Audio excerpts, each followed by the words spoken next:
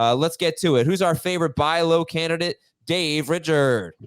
My favorite buy low candidate, let's go with Devontae Smith, who's been terrible for the last 2 weeks. And he's too talented. And this offense is going to have to start putting up some points against some tougher offenses, starting this week against Miami. And what I'm hoping for is that you're in a league with a fantasy manager that sees that Devontae Smith has only scored 11 PPR points in his last 2 games combined. And you take advantage of that. Give up a running back like Jerome Ford or Brian Robinson to get Devontae Smith on your squad. Who's next? We'd like to go next. I got more if you want them. I would be buying low on Devon Achane if you can. Okay. What do you give up for him? What do you give up for him? I think first off, it depends. I think who you're dealing with. You know, so you're dealing with somebody that's sub 500 or right around 500, looking for some semblance of hope. So I think you could probably get away with some number 2 wide receiver range type of guys. There's a laundry list of players if you want me to go through it. But is this like the Calvin Ridley range? Is that a name that you had in your mind? Yeah, for sure. Those type of players. I like it. Is he a top 20 running back? If we were drafting today, is he a top 20 running back? Even with the injury, 100%. Yes. Good. Yeah. Is he a top 12 running back? That would be the Ken Walker, Josh Jacobs, David Montgomery range for Achane. On a point per game basis, rest of season, yes, but obviously not total points because we just don't know when he's returning. And I think that Achane is the perfect opportunity to reject your premise entirely, Adam. I think this week it's less about buy low, sell high. It's more about win now or build for the playoffs. Like the buys are so devastating. The injuries are so devastating. There's half the league is sitting at 2-4 or 3-3 or 1-5. Like there are players that you need to buy to win now, and there are players that you can try to acquire, like Achane, or like I just traded Justin Jefferson for Chris Olave. That guy's got a good record. He's getting Justin Jefferson for the playoffs. I'm getting Chris Olave to try to win now. Okay. Well, thanks for crapping on my entire show, but yeah, and I mentioned that I think it's a great time if you like a player that's on buy and you want to buy low on them, you go to the manager that's 2-4 and has Tony Pollard on a buy or whatever it is, and you make an offer for that desperate manager for that player that you want. It's a good time to be aggressive and take advantage of managers who are desperate right now. Yep. Yeah. So injuries, we have updates on you. Might not be so bad for the 49ers, thankfully. But yeah, obviously we're dealing with a lot of injuries right now. Heath, did you have a buy low or that was your stance? I think the guy is, no, I have a win now. Okay. And the guy is Alvin Kamara that I would like to go get, that I think, and I listen, the age is, it's kind of like Raheem Mostert on a different scale.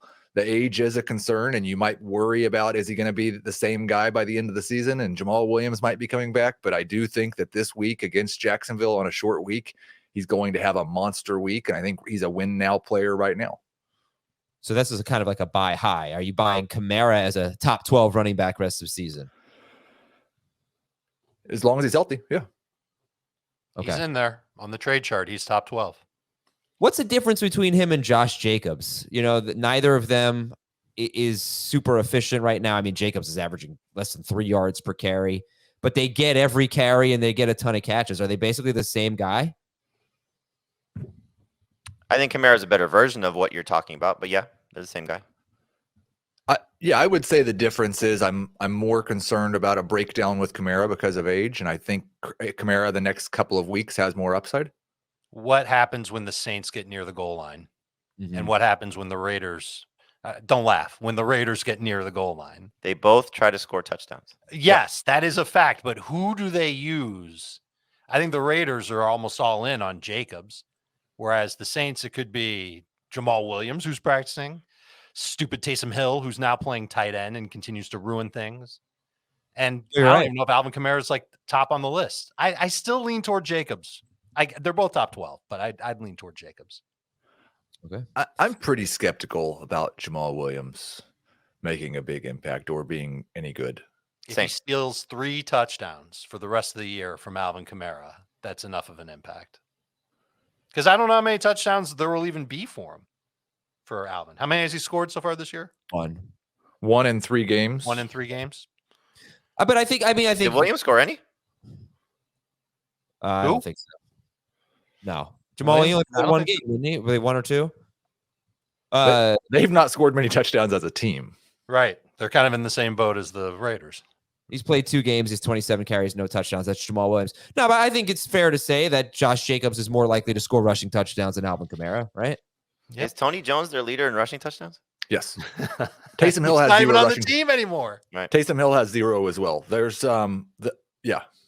How many do they have as a team? 3? Rushing touchdowns? I guess 3. 2 Yeah. for Jones and 1 for Kamara. And they only have 5 passing. All right. And I think last year they were among the league, the lowest in the league in like carries inside the 5. They barely got there, if I recall, the Saints. All right, let's go to sell. Actually, Dave, just real quick, give me like 1 or 2 more. You said you had a lot of buy lows, so just go for it. I'll give you 4 more receivers. We can talk about any one of these guys. Christian Watson, DJ Moore, although he's a little bit tougher to buy low on. DK Metcalf. And I wonder if Brandon Ayuk has a buy low window open right now. The only one I would agree with is Metcalf. Not Watson. No, I think Watson, you're past his buy. You saw what he looked like prior to the buy in a primetime game. Nobody's giving him away for nothing. Well, it doesn't have to be Give that. away any of these players that we're talking about for nothing. Right. It's about getting them cheaper than what they'll be rest of season. I'm saying Okay, I'll rephrase it. I don't think anybody's giving these guys away cheap. I think the Watson one's interesting just because I'm almost concerned on the other side. I don't have a great feel for how the targets are going to be distributed between all of these wide receivers and how accurate Jordan Love's going to be distributing them. Right. I I was want to see thinking this whole team healthy for once. I mean, my God, it's been the entire season. They're not going to get Bakhtiari back, so that take that into account. But I mean, can we get one game with Jones, Watson, Dobbs, Musgrave all healthy and playing? And like at least an average offensive line to go with them.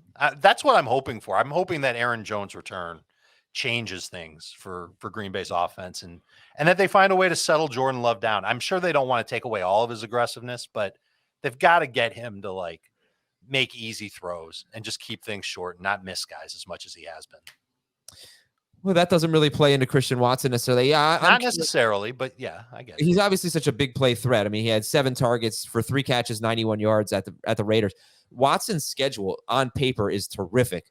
Now, like we thought maybe it would be good for Garrett Wilson going up against the Broncos, but Patrick Surtain was on him. So I don't think Surtain's going to shadow Christian Watson, but it's possible. But it's Denver, Minnesota, the Rams, the Steelers, the Chargers in the next 5 weeks. 3 of those teams are bottom 4 against wide receivers. Mm-hmm. Denver has had its struggles, although I think we should point out when Denver was so bad, they were also so injured, and they've gotten significantly healthier with some key players. But I mean, the schedule is good for Watson. All right, so how about this? Why don't you rank those receivers? You said Watson, DJ Moore, DK Metcalf, and Brandon Ayuk. How would you rank them, Dave? Rest of season, Moore and Ayuk will be at the top. I would put Metcalf next and then Watson behind Metcalf. That's interesting. Anybody have a different order there? Moore, Ayuk, Metcalf, Watson? No, I think that's right. I'd probably lean Ayuk over Moore just with the uncertainty of Fields' thumb. So Ayuk, Moore, Metcalf, Watson?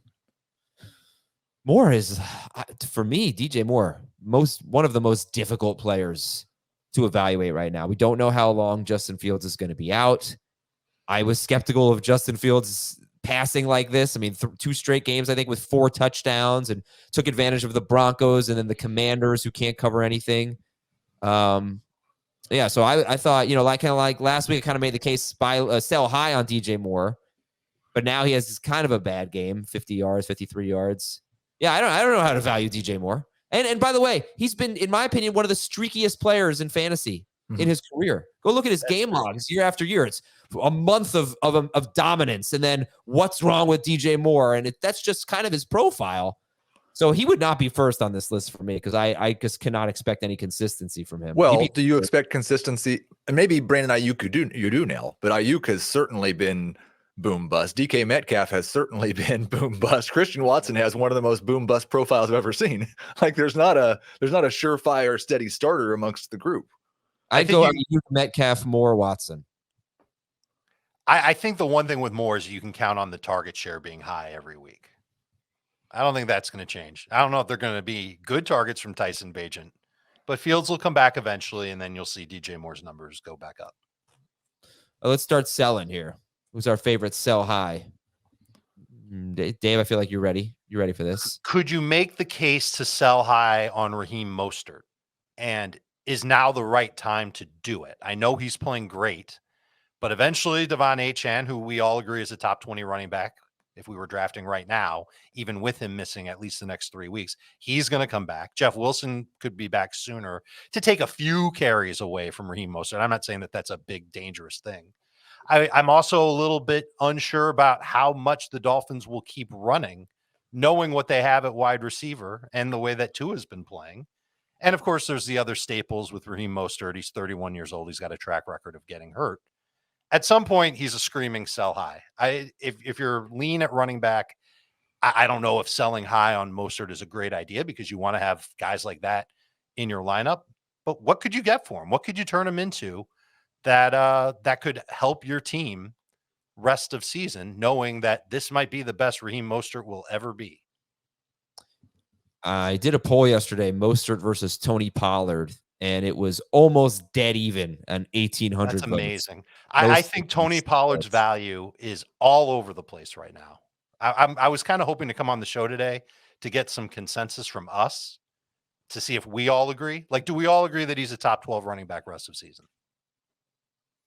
He's right there. Okay. I think I'd have him behind. I think he's right there with Jacobs. Back into the top 12 probably. Like I think that Mostert Pollard poll, I would take Pollard, but I think it says as much about Pollard as well. Like his value is certainly fallen. He wouldn't go in the first round if we were drafting rest of season right now. I do think for the Dolphins specifically, you could make a pretty good case. Just looking at who they've played and how they've produced, and then the next really the rest of the season, but definitely the next 3 weeks, Eagles, Patriots, Chiefs. They still have 2 games left against the Jets. Their schedule is not going to be near as easy as it has been. That's true. All right. Anybody, Heath, Jamie, got a sell high throw out here?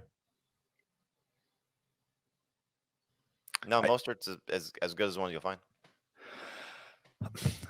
This is probably terrible, and I just said he's the number 1 pick, but I do think that if you're in one of those situations where like your team has fallen apart, selling Tyreek Hill for 2 or 3 starters is not the worst idea. Yeah, but that doesn't mean that he's a sell high. That just means that you're trying to get back into the race. Right. You just, and when sticking you say with starters, my running Adam show. Yeah. Right. You're not trading Tyreek Hill away for like 3 kind of decent starters. You want 2 really good starters for Tyreek Hill for sure, at minimum. You have to want that. Otherwise, you're just keeping him. Yeah, I mean, I think any of these guys that are, I don't want to say playing over there, like to bring back Alvin Kamara, you have his age and his workload. If you could turn him into 2 players, that's not a bad way to go too. And I think also you want to look and see some of what the bye weeks are coming up, and how that might impact your roster or somebody else's. Right. So when we get to a point where you look at a team that's teetering 500 or lower, and they have some bye week concerns coming up, you might be able to poach a couple of guys that will help you down the road for something that will help them in the immediate future. Okay. I since we don't have a ton of sell highs, let me throw out one more buy low. I feel like you all will agree. I've got some more sell highs. T. Higgins. Sure. Higgins. Yeah. Sure. Anybody who's been injured and like Aaron Jones is a great buy low candidate, just with what he could still become. All right, Dave, do the same thing you did with those wide receivers. Sell high. All right, 4 more names. They're all pass catchers. Although 2 of these are sell whatevers, not sell highs. The sell whatevers are Tyler Lockett and DeAndre Hopkins. The sell highs are Kyle Pitts, and let's have the conversation again about Adam Thielen and whether or not now you can get a little bit more than what you might have been able to get maybe 2 weeks ago for him. Who do you want to start with from that group? Thielen. Thielen Yeah, is the wide receiver. Let me just see here. He's like top 5 or something like that. fifth. He's Yeah. amazing. Does anybody here think he should be valued as a top 12 wide receiver? Would you draft him as a top 12 receiver right now? No. Isn't that something? Heath, do you agree, or would you take him top 12? No, I was trying to think, like, if you expanded it to 15, I might be there. If you expanded it to 18, I'm definitely there. So I think he's in that 12 to 18 range. Yeah, I think he's toward the bottom of that range, and it's just a crazy dichotomy. The people who have Adam Thielen won't want to let him go unless they're getting like a top 12 return. And the people that are trading for Adam Thielen, they're not going to believe that he can keep this up, and they're not going to want to pay top 20 in Thielen, exchange for him. where does Thielen rank in that Ayuk, DJ Moore, DK Metcalf, Christian Watson group? I've got him in the middle. I've got Ayuk and more Ayuk, I guess, because I have more ranked ahead of him on the trade chart. Those two are ahead of him. I've got Higgins ahead of him by. I'd rather have tied Thielen PPR. than Higgins. I'd Yeah, rather they're have tied Thielen in than Higgins, too. PPR. Okay, well they're tied for me. So I'm. And I think I'd take Thielen over DJ Moore too. Interesting. Depending on Justin Fields' injury, I would agree. Oh yeah, we don't know his injury. That's kind of Right. That's the dilemma. I think it'll be a good sign if he's not placed on IR. That might just mean that he misses a game or two. All right. Would you sell? Would you rather have Thielen or Puka Nacua? I think you could get more in trade for Nakua right now. Yeah, Puka. I am completely and entirely ignoring last week's game for Puka. He still had a big target share. It was just 24 pass attempts for Stafford. That won't happen often. Right. Exactly.